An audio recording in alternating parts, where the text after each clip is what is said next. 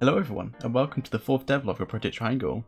This week I've been working on being able to save and load multiple tracks at once, but before we get started, if you hit the little iCard in the top right hand corner, you'll be able to see a playlist of all the devlogs so far this week, so if you've missed one, don't forget to go check it out. But let's get started. So now when we click race, instead we're greeted with this page here, where we can select tracks that we want to play. It's split into two sections. The first is going to be pre-created inbuilt ones to the game itself, and then the second section is going to be about all the custom maps and stuff. So we're going to have 9 inbuilt maps, which I need to go through instead of itself, but if we click the custom maps over here, you can see that these are all the custom tracks that you've created and will be in the map file inside the directory itself. And then all we have to do is just select the map and it'll load it in, and we can start racing around the track itself. The same track loader is also implemented into the track creator, so we can go through and load in any of the maps we want and edit them, improve them based upon how we've been driving around them on the racetrack itself.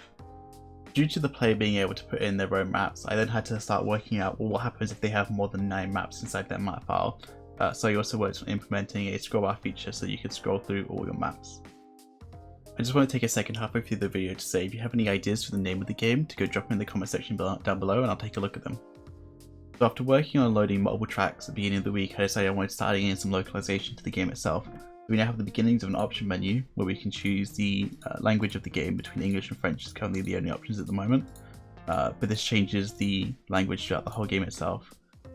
So you can see that the whole menu settings are changed here too. The final thing I did this week was add gamepad controller support into the UI itself, so we can now use the controller to actually navigate through the menu. As you can see here, so we have full controller accessibility now, which is the thing I wanted. I need to go add in some kind of option for the sensitivity of the controller, the option menu, which I'm going to get hopefully done for next week. If you missed last week's episode, just a reminder that the game is currently on itch, so if you want to go play the game in its alpha state, go check it out. There'll be a link for it in the description below. I have 2 goals I want to get done for the end of the week for the next devlog. The first is I want to make the racetrack playable, where you get timed for each lap that you do around the track. And the second is I want to start adding in some environment around the tracks itself so it's not so flat looking.